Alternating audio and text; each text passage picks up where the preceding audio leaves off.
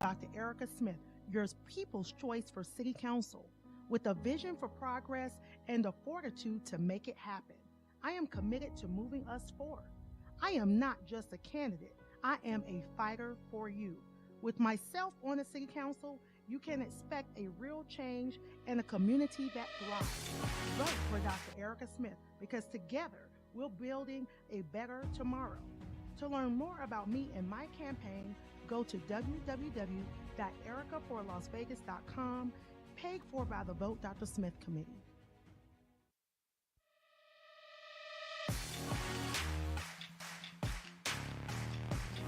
All right, welcome back. It is Pushing the Limits on a Tuesday. Thank you so much for joining us.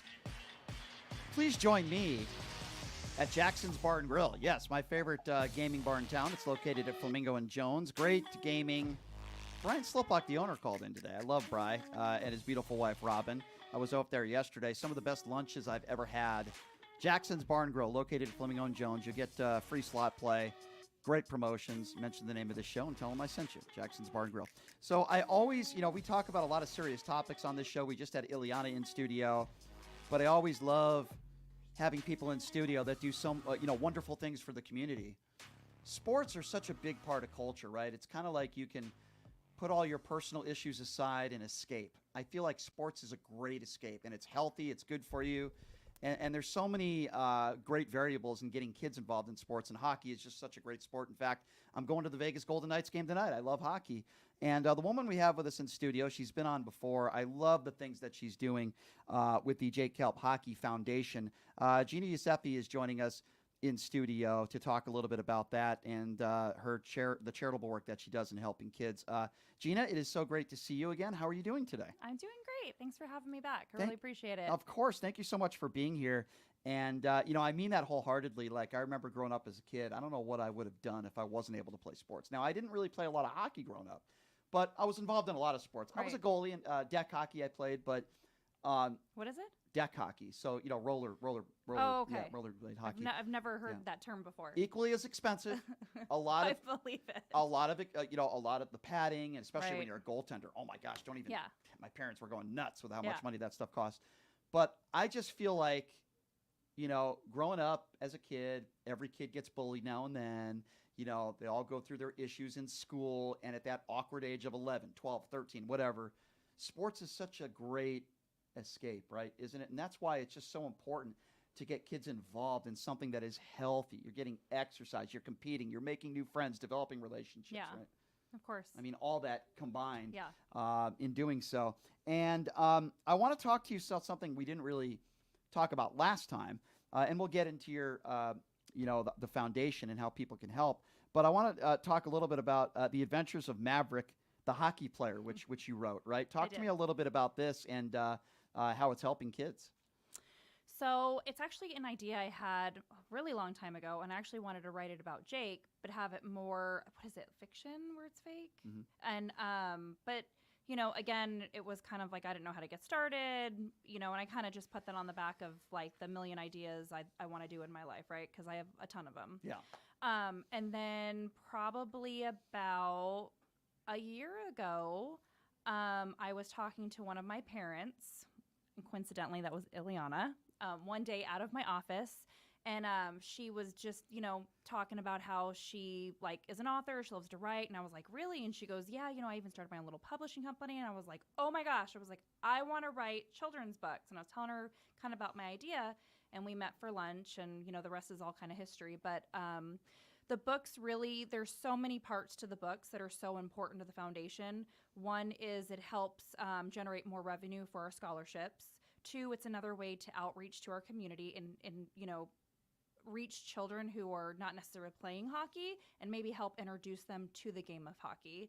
And then third is obviously the educational purposes. And then each book kind of has a educational purpose behind it, I love that. Hopefully these are not one of the books that are banned. there's a lot of banning books out. No, this is definitely this is definitely not one of them. There's a lot of people in this economy, a lot of families, as you know, that are struggling. I mean, forget about even buying hockey equipment. They can't even put food on the table, right? Yeah. A lot of people are struggling out there. And there are so many kids out there. I know that there are so many kids out there that, God, they want to play sports. They want to get involved. But, I can't imagine the look on their face and what they must feel like when their family, for no fault of their own, but the parents are like, hey, I'm sorry. We just can't afford it right now. We can't do it. We're struggling to pay our own bills, our mortgage. We're going to lose our house or whatever the case may be. Right. Every situation is different. Right. And the heartache that kid must feel knowing that, their friends are on the hockey team or the basketball team or whatever. And it costs money. It costs money to buy equipment. Some sports more than others. Hockey is one of the more, I use the term elitist, not because everyone in the sport is elite, but golf is an elitist sport as well, in that not everybody is a snob or everybody, but it's just really expensive to excel. Like I look at professional hockey players, not all, but a good amount of them come from families that had well means, right? I look at professional golfers, and many of those golfers, when they were young, they had the best teachers, they had the best equipment, and they came from families with money. Not everybody, Right. but a lot of them. Right. This isn't a sport like basketball or soccer, right? Hockey is an and let's not forget about the ice time, right? Mm-hmm. You can't just walk into any arena or ice arena and say, hey, I want to play some hockey. It's not like basketball, right? So that makes it very complex, right? Yeah. And that makes it more important to be doing the things that you're doing and to introduce people to the sport of hockey, in this case, kids, right? Yes. So what are the steps taken? And I know we talked a little bit about this last time. How do people reach out to you? If you're a family in Las Vegas, and I would imagine we've got a lot of Las Vegas callers today, and I'm sure a lot of them would want to know if they're struggling and they want to get their kid involved in hockey. How does the process work? Do they reach out to you first? How does this work? So it kind of depends on where they're starting in their journey, right? So traditionally they would go to a Learn to Skate where they would just, need skates. So if they wanted to reach out to the foundation, they would obviously go to our website and we can get them skates. Now we don't always have every single size, but also too in Learn to Skate, most rinks will allow you to use their rentals to get started. So it's not really till you get into hockey that you really start feeling that pinch of cost. But there are programs since the Golden Knights have, kind of hit our town. There is what's called a Learn to Play, which I believe is for 5 to 9, where they actually set them up with a full set of gear for free to be in their program, to kind of hit that, to kind of help them get in the sport. But obviously the kids are going to grow and that's not going to be there forever. But a kid that's maybe 14 or 15, it's going to be way more expensive to outfit a player that's 15 years old. But again, like we have Played Again Sports here. Like there's so many more, what is it called? I don't know. Played Again Sports I had growing up in my town. Yes, as well. I had it in California. Super cool to be able to go in there and buy affordable equipment, used equipment. Mm-hmm. And some of the equipment is actually really good equipment. Oh, yeah. This isn't cheap stuff. Like, I always bag on my mom sometimes because she'll go into like some of these stores. I won't mention the names of clothing. Brian, it's Dollar Day today. We can buy anything in the store that's red for $1. Get a red shirt. No, it's not like that at Played Again Sports. no. But no, I mean, definitely, they would just reach out to us and we kind of did a transition at the rink. So I have to get a nice closet full of donations again. So I'm actually going to move it to a storage unit, but they would just reach out to us and we would help facilitate, gear for the family. So I want to give this out again. You hear the advertisements or commercials or whatever you'd like to call them with Gina talking about the foundation, but I want to give it out on the air now. If you want to help in this community, it doesn't matter where in the country you are. There's people that listen all over the country to this show, but if you want to help and donate to this foundation, the first thing you need to do, correct me if I'm wrong, Gina, is go to the website, which is hockeyforkids.org, Correct. where it gives out all the information on the contacts of how you can get involved. If you need help and your kids need help in getting equipment, if you'd like to donate, doesn't matter what it is. It could be $5, it could be $500, whatever, right? You donate what you can, and all of that money, right? 100% of that money is going towards buying equipment and helping these kids, right? And scholarships, yes. Which is so cool. Talk to me a little bit about the scholarship aspect of this. So I have 2 scholarships presently. The first one is Jake Kielb's travel scholarship. That one is geared towards kids who are in the travel, that made a travel team, but need help with their dues for the year. So we take in applications. I believe our application process is currently open. And then we look at, I have a panel, I'm not involved in it, but I have a panel and they decide who is the highest need. But depending on, like we had 5 candidates last year and we were able to facilitate to help out each of the 5 families. So nobody walked away without any help.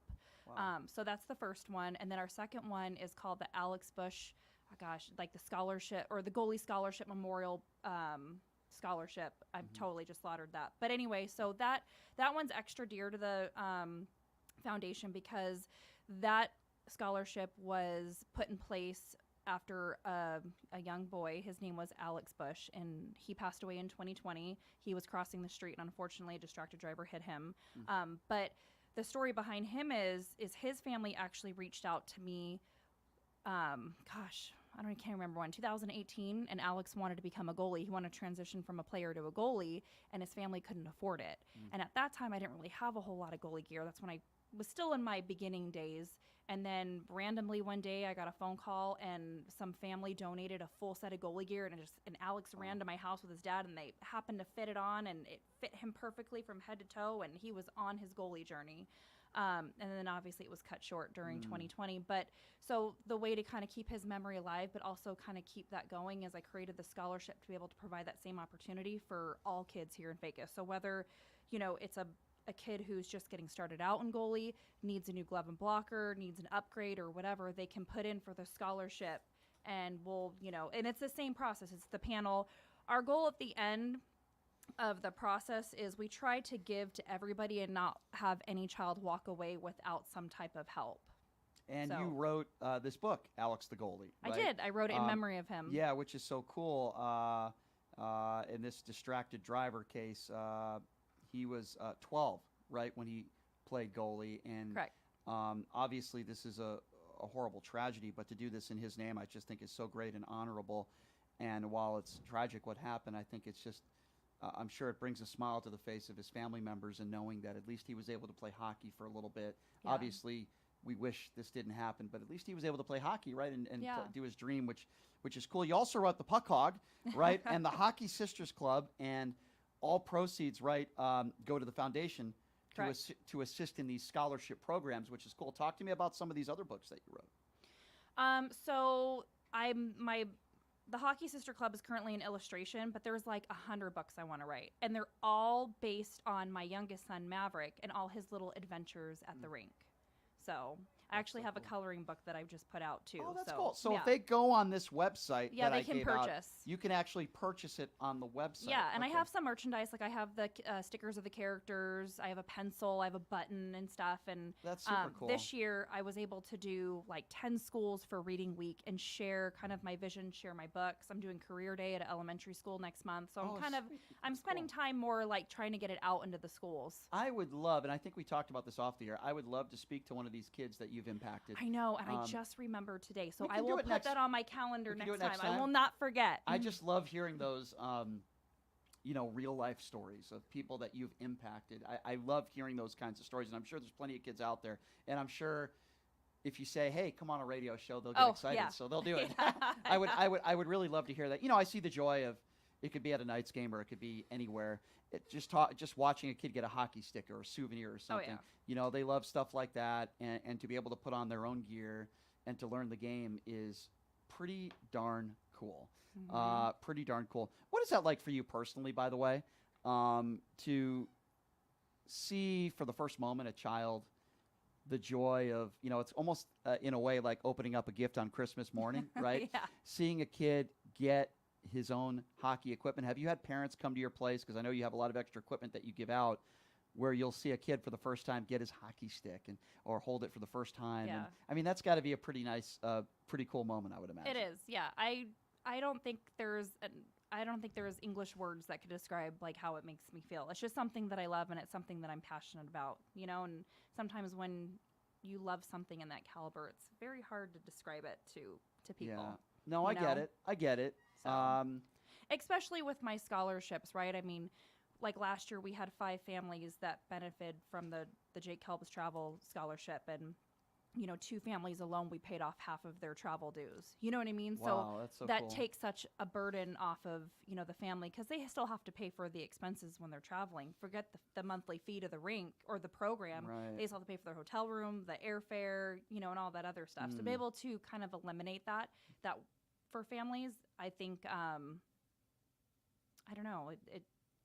I don't know. I don't know how to explain it. It's a great feeling. I mean, even today, I could say myself, we've had multiple people call into the show that have served this country honorably, and when they say they love the show and they like what I do, like, it humbles me. Oh, because here are people that have risked their life, right, so that idiots like me could do a radio show. Yeah.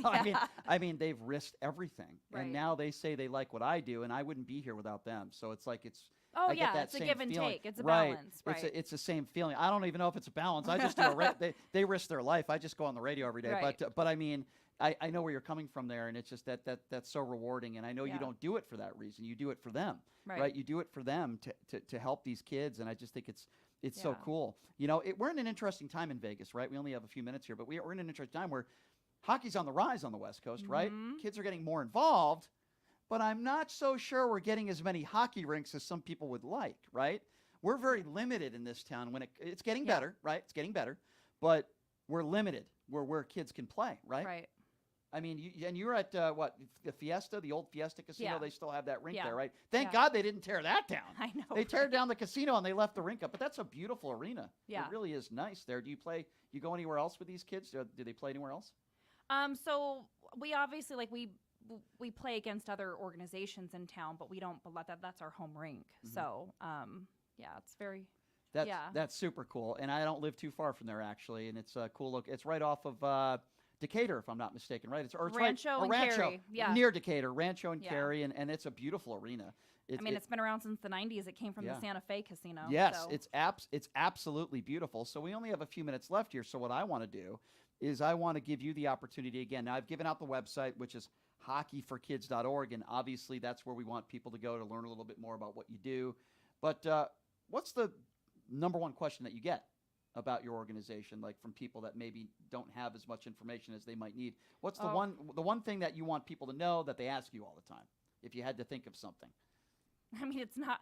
You're gonna laugh. I don't even know if this really even answers the question. But they're like, "How'd you get started in this? Do you play hockey?" And I'm like, "I've never played hockey. I don't know how I got started in it." Yeah. But Yeah, women's hockey's on the rise too, by the way. I think, definitely, 100%. I mean, the VGK girls team just, won nationals, so Yeah. that was pretty awesome. I met a few of the gold medal, or I met gold medalists in the U.S. women's hockey team from the Olympics. I met a few of them at a Knights game last year, and that was an honor. Such Yeah. nice people. It was really Yeah. nice to talk to them. Yep. Yeah, I know.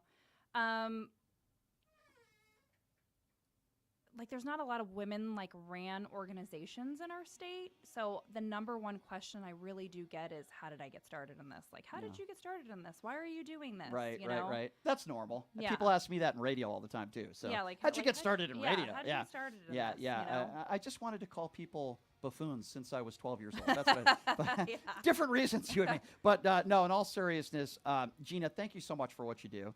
Next time, I'd love you to bring a kid in here. Yes, I promise. I love will put it down in my calendar. I can't wait to talk to one of them. Thank you for just impacting all these kids. There's so many great people in Las Vegas like yourself that I want to be recognized for the work that you do, and we want to help you as best we can. I is appreciate getting that. people involved. Okay, hockeyforkids.org. Donate a hockey rink to me. Yes, it doesn't matter. I don't mean to sound like a campaign rally, or a campaign, but it doesn't matter whether it's $5, $50, whatever. Please donate to hockeyforkids.org. Gina, thank you so much for being here. I appreciate you. Thank you very much. Yeah, and we look forward to Happy talking to you birthday, again. by the way. Thank you, and I look forward to you coming in again. Gina Yusefi, everybody, from the Jake Kielb Hockey Foundation. Check them out again, hockeyforkids.org. The show goes by really fast. We'll see you tomorrow. My thanks to Ileana Dropkin for joining us as well. And we will see you tomorrow, everybody. Erica Smith is running for office in Las Vegas. She's joining us in studio tomorrow. Have a great day, everybody.